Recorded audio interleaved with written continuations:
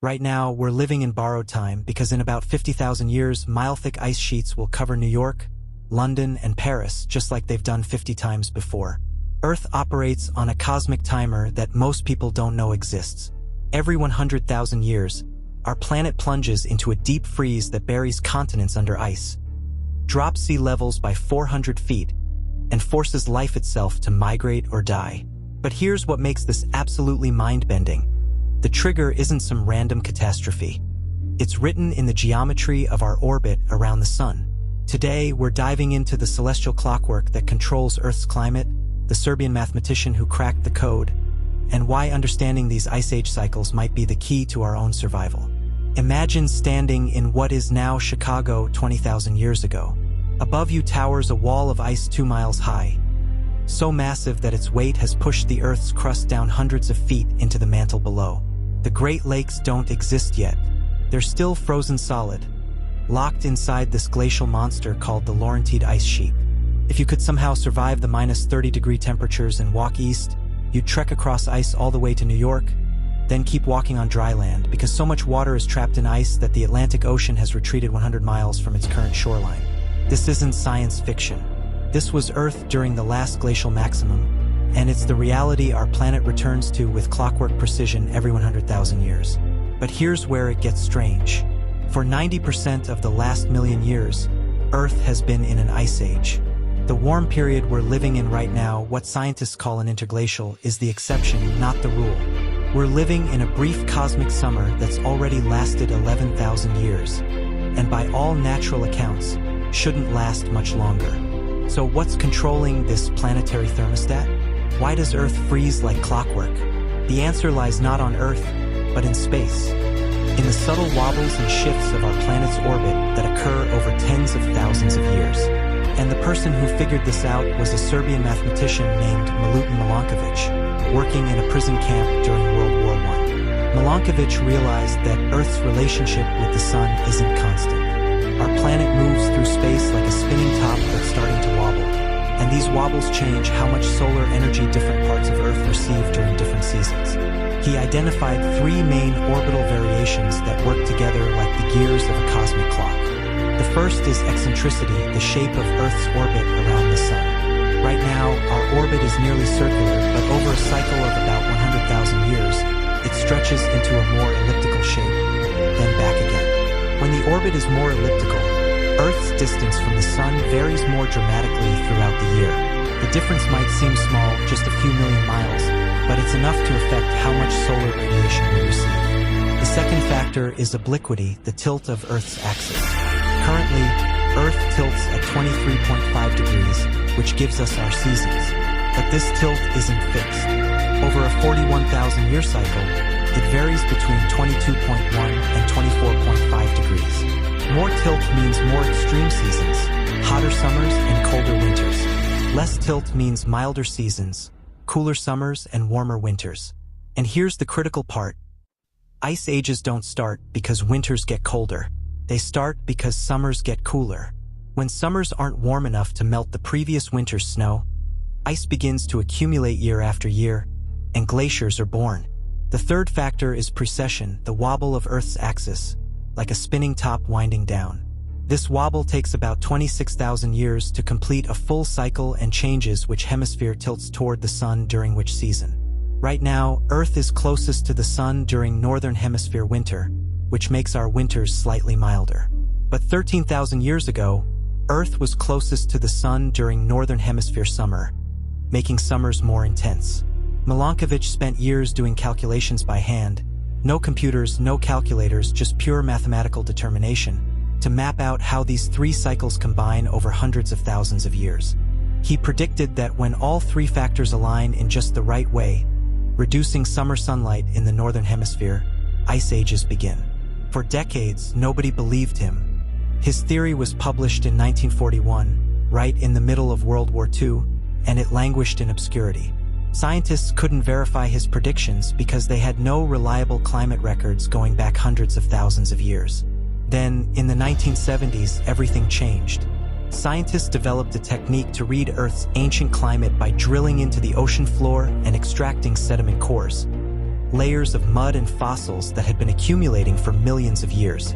Within these cores were tiny fossilized shells of plankton that lived in the ancient oceans. By analyzing the ratio of different oxygen isotopes in these shells, scientists could determine the temperature of the ocean when these creatures were alive and how much ice existed on Earth at that time. When they analyzed these cores and compared them to Milankovich's predictions, the match was stunning. The ice ages occurred exactly when his calculations said they should. The 100,000-year cycle was there. The 41,000-year cycle was there. The 26,000-year cycle was there. Milankovich's theory, developed in a prison camp with nothing but pencil and paper, was vindicated. But recognizing the pattern raised even more profound questions. Why does the 100,000-year eccentricity cycle dominate when it actually produces the smallest changes in solar radiation? The 41,000-year tilt cycle has a stronger effect on sunlight, yet for the past million years, the 100,000-year rhythm has been calling the shots. Scientists now believe the answer lies in feedback loops, processes that amplify small changes into massive effects. When orbital variations cause northern hemisphere summers to cool slightly, snow that falls in winter doesn't completely melt. Year after year, the snow accumulates, compressing into ice. As ice sheets grow, they reflect more sunlight back into space, a phenomenon called the albedo effect. More reflection means less heat absorbed, which means cooler temperatures, which means more ice, which means more reflection. The feedback loop spirals, and a small orbital nudge becomes a planetary deep freeze.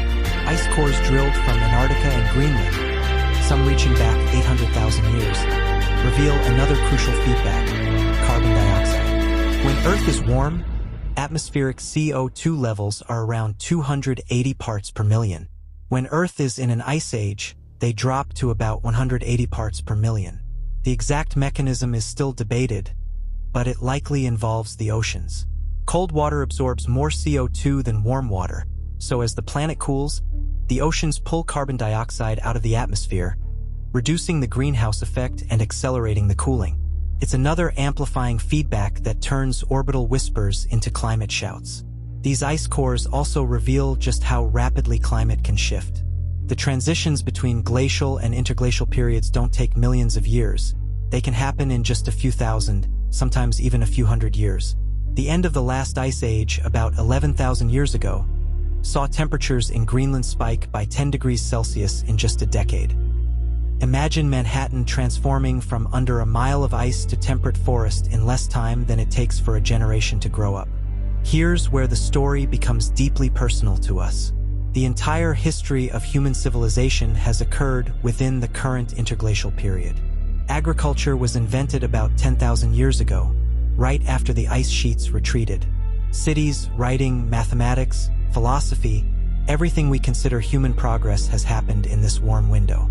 Our ancestors during the Ice Age were scattered hunter-gatherers struggling to survive in a hostile world. We are the children of the thaw. But by the natural rhythm of Milankovitch cycles, this interglacial should be winding down. In fact, some calculations suggest that without human influence, Earth would be slowly heading toward the next ice age over the next several thousand years. The summer sunlight in the northern hemisphere is gradually decreasing, setting the stage for ice to advance once again. Except something unprecedented has happened. Humans discovered fossil fuels and began pumping carbon dioxide into the atmosphere at rates nature has never seen. We've increased atmospheric CO2 from 280 parts per million before the Industrial Revolution to over 420 parts per million today, levels not seen in 3 million years. We've essentially thrown a wrench into the Milankovitch clock. Some scientists now believe that human-caused climate change has postponed, possibly even canceled, the next ice age. The warming we're causing is so powerful that it may override the orbital cycles that have controlled Earth's climate for millions of years. We're living through a geological experiment with no precedent. The Ice Age cycle that has reliably frozen the planet every 100,000 years for the past million years might have just been broken by a species that's only been building cities for 10,000 years. The 100,000-year freeze cycle exists because of 3 overlapping wobbles in Earth's orbit that occasionally align to starve the northern hemisphere of summer sunlight. When that happens, feedback loops involving ice reflection and carbon dioxide amplify the effect, plunging the planet into an ice age that can last 90,000 years. These cycles have operated like cosmic clockwork, shaping the entire evolutionary story of life on Earth, including us. But we're now in uncharted territory.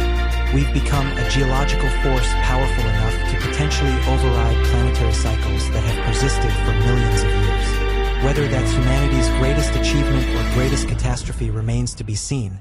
But either way, we're no longer just passengers on this cosmic roller coaster. We've grabbed the controls and we're still figuring out how to drive.